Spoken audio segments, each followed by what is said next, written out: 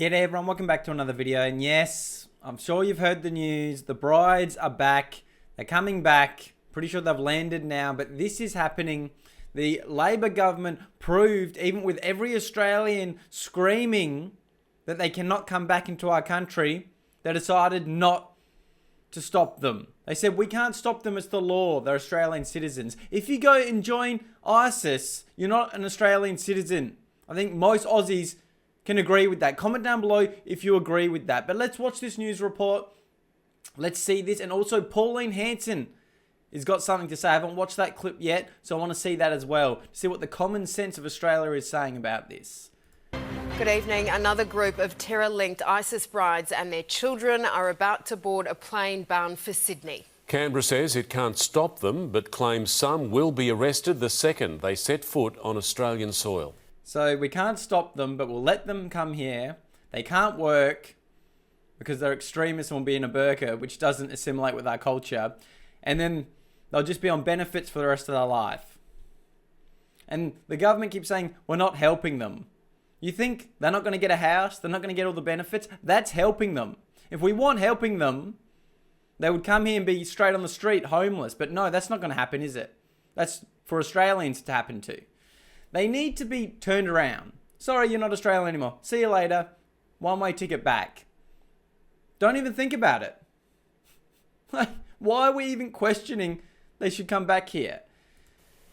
From a refugee camp in Syria to a homecoming straight into custody. For ISIS brides bound for Australia, federal police will be waiting. Some individuals will be arrested and charged. Some will face continued investigations when they arrive in Australia. The government says it was alerted this... Only some. We don't want them in our country. Like, the people we let in to this country, we can pass speech bill laws overnight, silencing Australian speech, but we can't stop ISIS coming back in the country. That shows you the leadership of the country and their biases. Morning, the 4 women and their 9 children had flights booked. The government is not assisting and will not assist these individuals. But you got them their passports. You're saying you can't stop them coming in. I'm not going to get into all the other stuff that I've done in my other videos because you've heard it a million times. But to say you're not assisting when you're getting ready for them, you know, you've been saying you're getting houses ready for them. All this stuff has been coming out. That's helping. You help Australians get houses? No. But you help these people. Who had travelled to Syria, married to fighters for Islamic State. These are people who have made what is a horrific choice to join a dangerous terrorist organisation and to place their children in an extraordinary situation. If they have committed So don't let them back here. crimes, they can expect to face the full force of the law. Hear that. This sums it all up for you. Listen to Tony Burqa here. If they have committed crimes, they can expect to face the full force of the law. If they've committed crimes. I'm pretty sure joining a terrorist organisation like ISIS is committing crimes. Do you agree? Comment down below if you agree, because I'm pretty sure joining ISIS is a crime. If it's not, we got bigger issues in this country. The group left Syria's outrage refugee camp in late April. After waiting in Damascus, they're set to leave Doha on 2 flights tonight, arriving in Sydney and Melbourne tomorrow evening. And I'm pretty sure they've arrived as I'm filming this.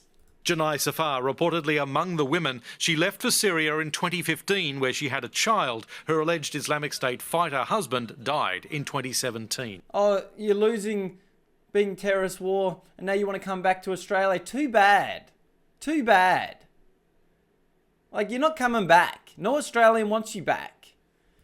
Government should have made every possible effort to keep these people out of the country. Yep. 3 years ago, after returning from Syria, Mariam Raad, who was married to an alleged Islamic State fighter, was charged with entering a region controlled by a terrorist organisation. The maximum penalty, 10 years. Raad pleaded guilty, received a 2-year good behaviour order, no conviction recorded.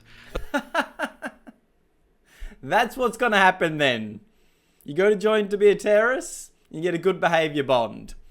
Why am I not surprised? Why am I not surprised from the Labor government that that's the verdict?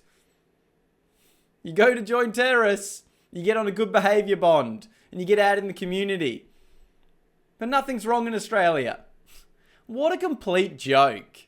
Australia's spy chief says the nation's terror threat level will not change. Probable's pretty bad.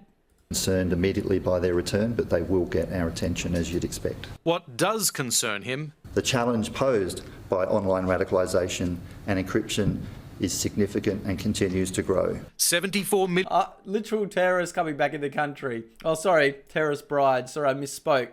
I'm probably already blacklisted from YouTube for just speaking about this, but that's not a big problem. Online is, of course. $1 billion being spent on a national centre to detect and disrupt that threat, which especially targets younger people. So, that's crazy. It's all happening. I want to see what Pauline Hanson has to say about this, because I haven't watched it. Apparently she's speaking on it, because I can't believe they're letting these brides back in, and they have. And they're acting like they couldn't stop them. How? How? You are in charge. I don't know if Labor government know this, but you're in charge of the laws. You're in charge of the country. Of course you can stop them.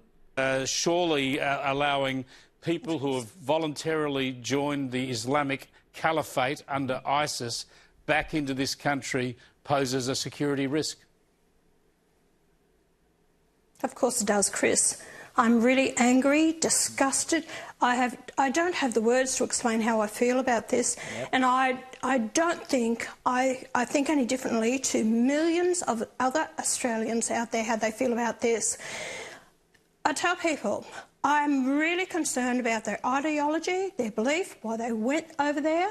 And we've allowed them back in, and it costs about $2 million per person to actually look after them for their security, national security, for the rest of their life. Because I'll tell you, they won't be getting jobs. Yep. And then there are children on top of it.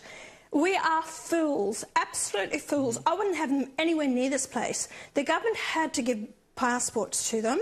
You know, why didn't they not give them passports? They say you can't displace them if they're Australian citizens. I haven't even been told. Have they got dual citizenship? Could we, you know, are they only Australian citizens? And good on Pauline. You can see she's flustered at the start, and so was I at the start of this video, because it's like, what do you say? Like, it's so crazy that they're coming back and they're going to charge the taxpayers millions staying here for the rest of their life and their children. Because they're not going to get to work, they're not going to get a job, they're going to be on Centrelink, they're going to get all the benefits, they're going to get houses, all this rubbish from us after they just went and joined to fight against us. But it's so crazy, you don't really know what to say, because it's just like, well, how can this even be happening? What world are we living in under the Labor government? It is disgusting what's happening, and I can't stand their ideology, their belief. Yep. They hate Jews, they hate Christians, they hate our Western culture, and this is going to be impact on us in generations coming. I'll tell you nothing too. This is a win for these radicals in this country. Mm-hmm. To have these women brought back into Australia, it is a win for them. It's also a win because it shows you that you can literally join ISIS and come back to Australia. So there's no limit then.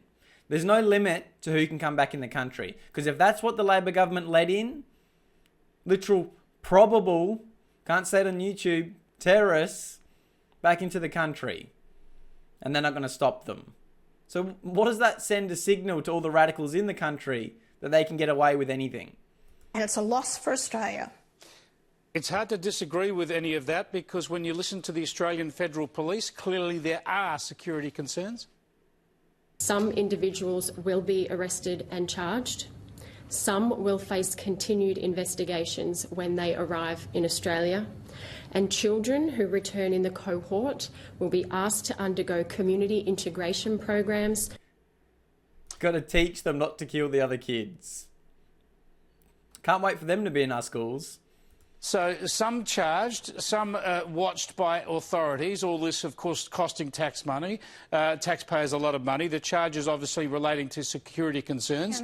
The children who are the victims in all this, innocent victims, we understand that. But, of course, all of their care and integration and perhaps even de-radicalisation will be at the burden of Australian taxpayers too.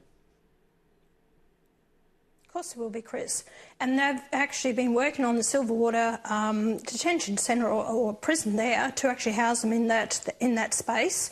Even one of the fathers of one of these women said, don't bring her back to Australia. He didn't want his own daughter back in Australia. He understands. Not only these kids have been radicalised in these camps as well. You will never be able to trust these people. I don't care how many do-gooders are out there thinking they can change them and bring them back into society. You will never be able to do that with these people because you'll always be fearful of them. And I think that main Australians out there, if they're put in the educational system, will they ever trust them or believe them? Well, until we root out the evil of this Islamic ideology in this country, we're going to end up like Britain, Canada, Denmark, France, Germany, you name it.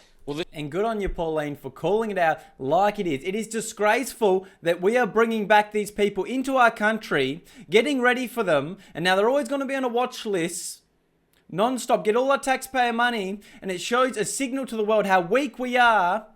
The radical Islamic regime says we can literally fight against you and then come back in your country.